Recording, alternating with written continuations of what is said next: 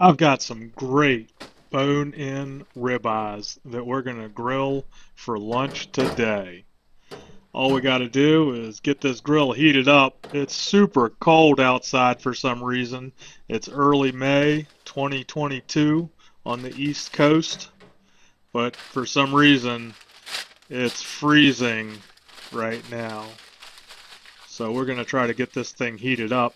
I'm going to ball up this butcher paper. I'm going to pour a little avocado oil on it, just a smidge, and then we'll cover it with charcoal, and then we'll hit it with the torch.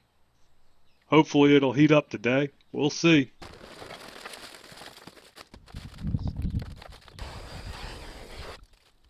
And we'll head back inside while this grill continues to heat up and get our steaks seasoned up.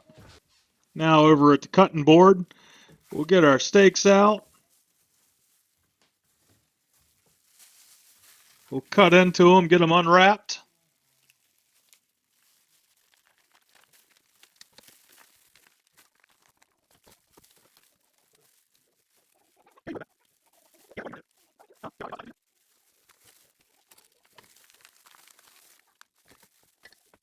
The first thing I do when seasoning steaks is dry them off. I just take paper towels and I pat both sides and all around the edges and just let that sit there for a moment and try to absorb any of the moisture that's just on the surface.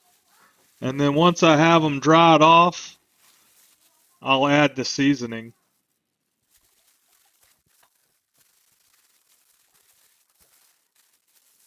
So now that that's been a moment, we're ready to remove the paper towels. We'll get these steaks laid out again on the cutting board, and we'll get our seasoning out.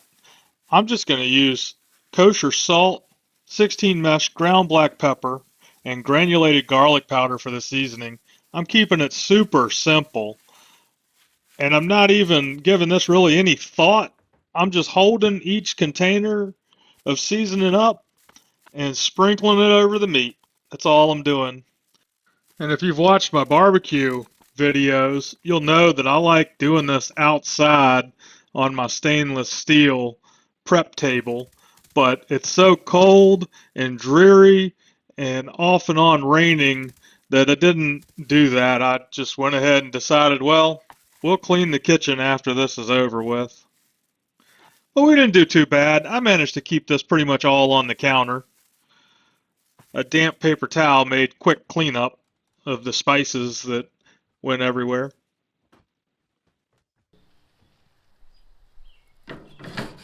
While we clean this grill grate real quick, I'll put some links down below in the description in case you want to check out any of the seasonings or some of these other things that you've seen in the video.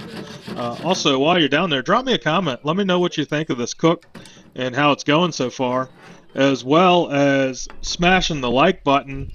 And might as well subscribe while you're down there. I'm going to be putting out some really good content, and you'll want to make sure that you don't miss out on that. So hit the subscribe button and make sure that you've got notifications turned on. And now, let's get our steaks on the grill. I'm going to put these on, let it go for about 90 seconds. Then I'm going to flip it, let them go for another 90 seconds.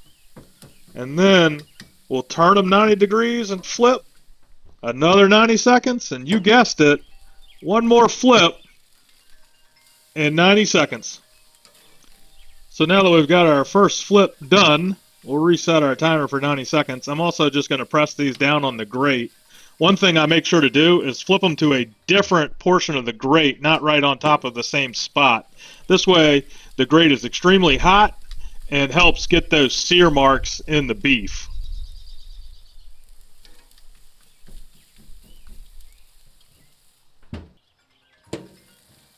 And this is our fourth and final flip.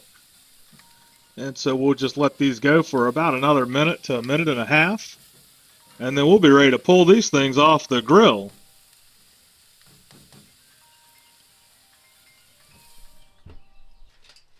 And now that we're ready to pull these off the grill, we're going to wrap them in aluminum foil and let the steaks rest for about 15 minutes before we actually cut into them and eat. The resting of the steaks is crucial to making sure that they turn out perfect.